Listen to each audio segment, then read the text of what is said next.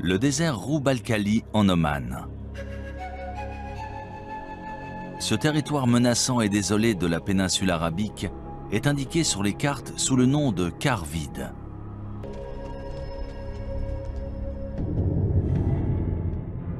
Mais si l'on en croit d'anciennes légendes, cette région était très différente.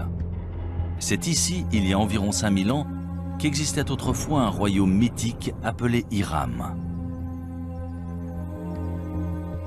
Connu pour sa richesse et sa splendeur, Dieu l'aurait détruit pour le punir de sa vilainie et de sa corruption.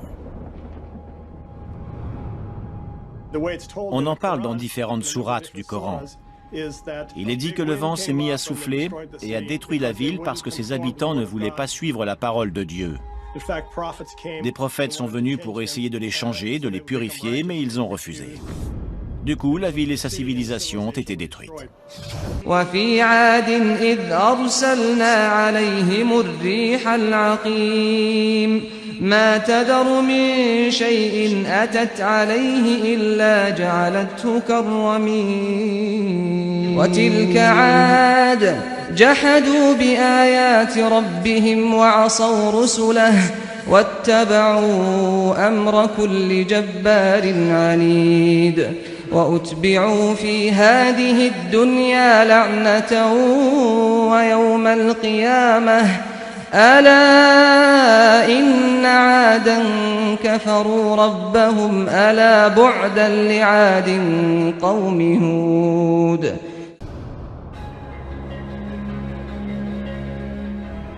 Pendant des siècles, historiens et explorateurs ont cherché des preuves de l'existence d'Hiram. Mais il faudra combiner technologie spatiale et archéologie traditionnelle pour enfin réussir à prouver qu'Hiram est bien plus qu'un mythe.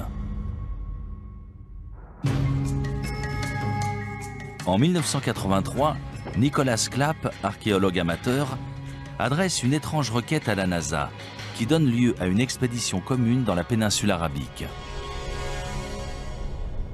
Il venait de lire qu'on pouvait utiliser un radar imageur pour cartographier des rivières souterraines en Égypte. Il se demandait si on pouvait s'en servir pour trouver une cité disparue, en connaissant à peu près sa localisation.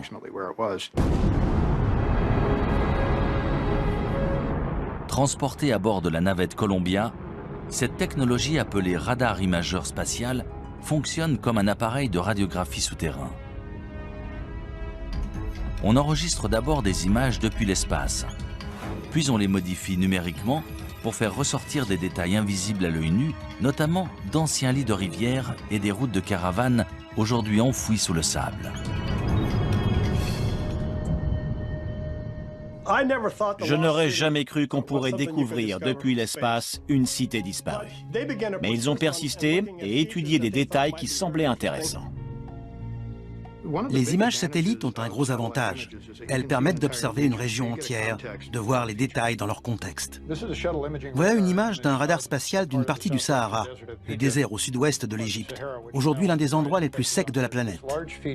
Cette large bande, c'est un ancien canal fluvial aussi large que la vallée du Nil. Et à l'intérieur, on peut voir un canal plus petit. Et voilà ce qu'on verrait une fois sur place. Là, on est au milieu de l'un de ces fleuves et on regarde une rive découpée plus haut. Ça a été une sacrée découverte. Dans l'Antiquité, les gens dépendaient de ressources, comme nous. Ils avaient besoin d'eau et de réseaux de transport. On a vu la relation entre ces différents éléments et découvert des pistes dans cette zone. Ça a été un point de départ dans notre recherche d'Hiram. Les images satellites de Roub al-Khali montrent aussi d'anciennes routes de caravanes convergeant vers une zone le long de la frontière est du quart vide.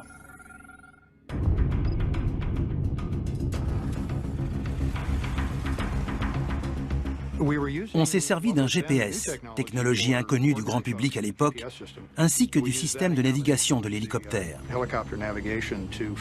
C'est comme ça qu'on a trouvé la route qu'on avait vue sur les images satellites et qu'on l'a suivie dans le désert. C'était vraiment passionnant.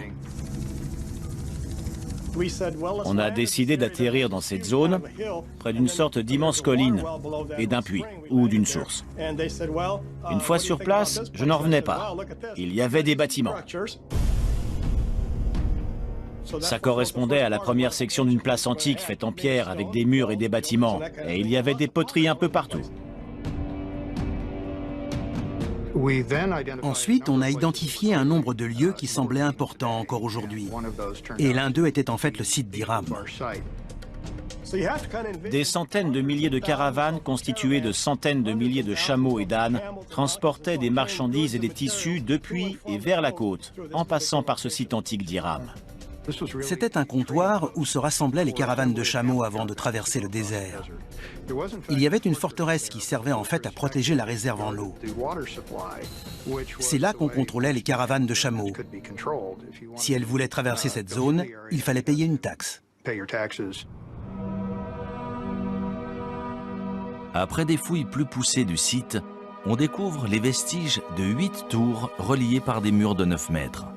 Cela correspond à la description d'Hiram dans le Coran, appelée aussi « cité des nobles piliers ».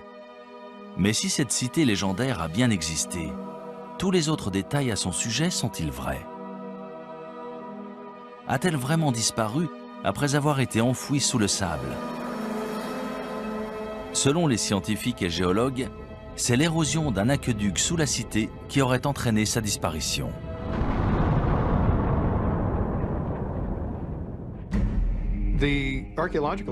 Si l'on en croit les preuves archéologiques autour du site, lorsque les réserves en eau ont diminué, la forteresse s'est effondrée dans un entonnoir et les gens ont fui. Beaucoup sont morts. Les légendes anciennes relatent le même sort étrange. Mais un tel événement peut-il réellement avoir éradiqué un peuple entier? Peut-il vraiment avoir détruit toute trace d'une culture, d'une langue et d'une civilisation? D'après de nombreux archéologues et historiens modernes, de telles conséquences dévastatrices sont tout à fait envisageables. On ne sait déjà presque rien de notre histoire quand on remonte à 3, 4, 5 000 ans en arrière. Alors, si l'on remonte avant la dernière glaciation, voire les 2 dernières, tout a changé, y compris les civilisations, les organisations et les communautés humaines. Tout a été perdu. Les premières cultures, en particulier celles qui n'avaient pas l'écriture, ont été en grande partie oubliées. On n'a aucune trace historique, et les seules traces qu'on puisse trouver sont archéologiques. Cela sous-entend qu'un archéologue trouve des vestiges de ces civilisations et se base dessus pour reconstruire leur histoire.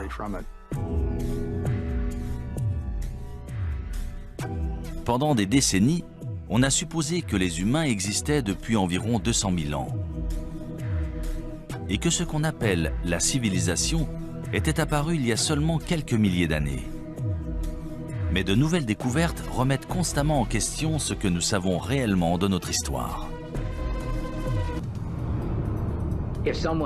Imaginons qu'on nous demande de quitter New York, de l'abandonner là, tout de suite. Dans 1000 ans, elle serait ensevelie sous des débris, sous l'eau. La plupart des bâtiments se seraient effondrés depuis longtemps. Allons encore plus loin, disons dans 10 000 ans. Je doute que quelqu'un arrive à reconnaître quoi que ce soit. Il faudrait vraiment savoir ce qu'on cherche pour le trouver. Je pense que les êtres humains seraient capables de s'exterminer. On pourrait détruire la race humaine, mais on ne peut pas détruire la Terre. Elle était là bien avant nous et elle sera toujours là bien après nous. Si chaque trace de notre civilisation peut être détruite aussi facilement, comment les historiens peuvent-ils être sûrs que tout ce que nous vivons ne s'est pas produit auparavant?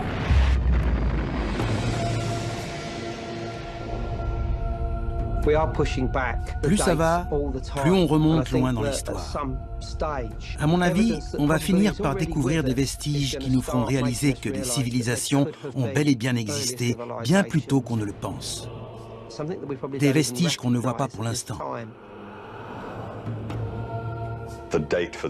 Plus ça va et plus on repousse la date d'origine, qu'il s'agisse d'objets, des poteries par exemple, ou de la sédentarisation et l'usage du feu. Il ne faut jamais fixer une date et dire que ça n'existait pas avant. On finit toujours par trouver des preuves du contraire.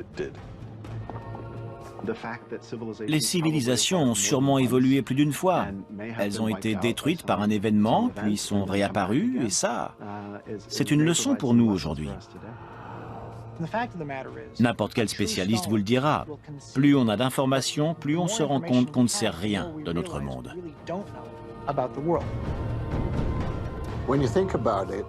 Quand on y pense, les traces écrites qu'on a de ce passé lointain sont si infimes qu'en fait, on ne sait presque rien.